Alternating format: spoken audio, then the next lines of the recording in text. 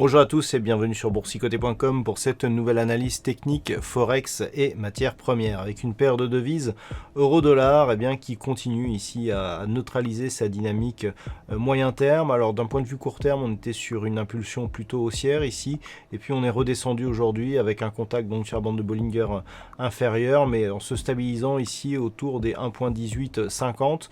Donc on reste ici au contact de cette résistance des 1.19 mais sans parvenir à la franchir. La configuration reste toutefois plutôt haussière. Je rappelle qu'en cas de cassure ici des 1.19, la prochaine cible serait une poursuite ici en direction des 1.2060.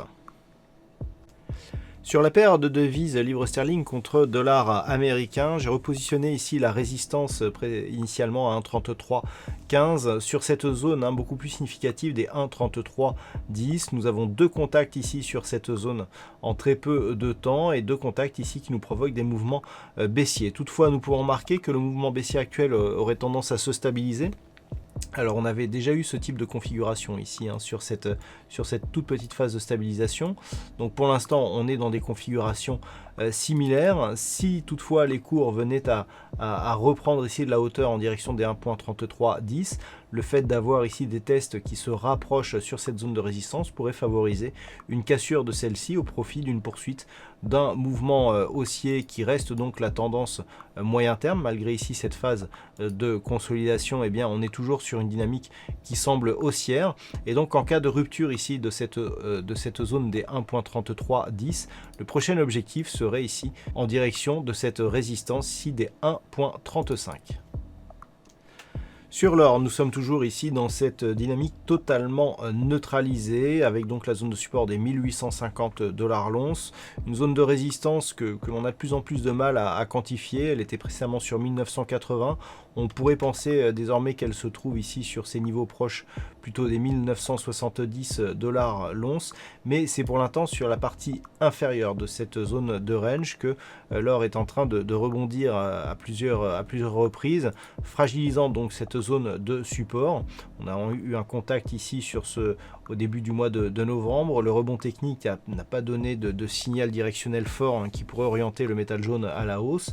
Donc on revient ici sur cette zone des 1850, sachant qu'en cas de cassure de cette zone de support, le prochain objectif se trouve être ici la prochaine zone des 1790 $ l'once. Donc attention ici à une éventuelle rupture de cette zone qui pourrait accélérer ici et provoquer un nouveau mouvement baissier sur le métal jaune.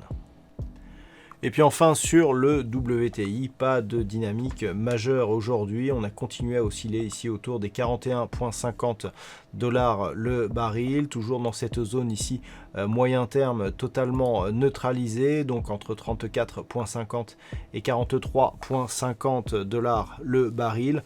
La dynamique ici sur le court et sur le moyen terme est totalement neutre, mais on reste ici sous une influence plutôt haussière suite à ce mouvement haussier ici qui n'a quasiment pas connu de consolidation.